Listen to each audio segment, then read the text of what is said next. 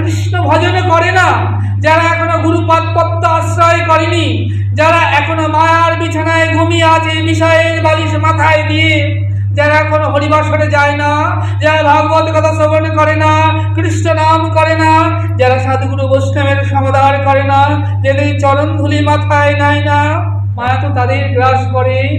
আর মায়া গ্রাস যখন করবে না, আপনি বুঝতে পারবেন হরি কথা ভালো লাগবে না, সংসারের কথাই বেশি ভালো লাগবে। আমার ছেলে আমার মেয়ে কি করেছে না করেছে, কার বাড়ির ছেলে কাকে নিয়ে চলে গিয়েছে, সংসারের কথা আরো বলো আরো বলো। এক একটা কথা হবে আর এক এক প্যাচে তুমি বন্ধনে বাঁধবে। আর কৃষ্ণ কথায় গুরু কৃপায় বন্ধন খুলবে। আর যত বন্ধন খুলবে তখন তুমি বুঝতে পারবে। কৃষ্ণ কথার প্রতি অনুরাগ হলে কি করে বুঝবে? সন্ধ্যাবেলা আর ভালো লাগছে না ওই বোকা বক্সের সামনে বসে ওই টিভি দেখতে, আর ওই সমস্ত পাচাল পাড়তে ভালো লাগছে না ওই সকল সংসারের কথা। কহ না কৃষ্ণ কথা। সন্ধ্যা হলেই মনে হবে কোথা যাই, কোথা গেলে একটু হরি কথা শুনতে পাই। তৃষ্ণার্ত ব্যক্তি কি করে? তৃষ্ণা পেলে সে জল অন্বেষণ করবে, সে জল খুঁজবে, কোথা গেলে আমি জল পান করলে আমার তৃষ্ণা নিবারণ হবে। কারণ জলের মধ্যে এমন একটা ইমিউনিটি রয়েছে যেটা পান করলে তোমার তৃষ্ণা নিবারণ হয়। ক্ষুধার্ত ব্যক্তি ক্ষুধা পেয়েছে, খাবার খেলে খাবারের মধ্যে এমন একটা ইমিউনিটি রয়েছে যেটা খেলে ক্ষুধা নিবৃত্তি হয়ে যায়।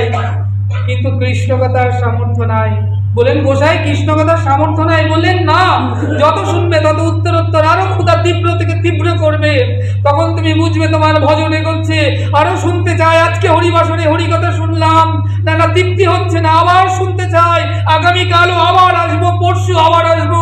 এই জীবনে যত দিন যত রাত্রি যত পাবো, জীবনের শেষ দিন পর্যন্ত কৃষ্ণ কথায় মেতে যাবো। হরি কথায় আমি সাগরে এ দেহকে ভাসিয়ে দেব। দেখবে অনন্ত দুঃখ, অনন্ত লাঞ্ছনা, অনন্ত কষ্ট থেকে তুমি চিরমুক্তি হয়ে ব্যাক টু গড হেড পরম ধামে প্রাপ্ত হবে। সংসারের দুঃখ তোমাকে আর কষ্ট দিচ্ছে না।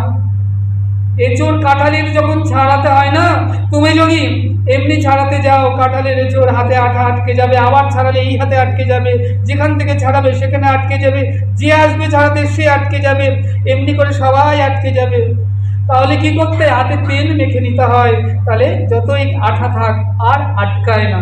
তেমনি এই সংসারে যদি তোমরা হরি নামের তেল মেখে, সাধুগুরু বৈষ্ণবের তেল মেখে, গুরু কৃপারূপ তেল মেখে সংসারে থাকো না, সংসারের কোনো আসক্তি বন্ধন তোমাদেরকে আর ভাবতে পারবে না। কখনোই সংসার আর তোমাদের কাছে প্রিয় হবে না, ভালো লাগবে না। তখন মনে হবে যে সন্ধ্যা হলে একটু হরিবাসরে গেলে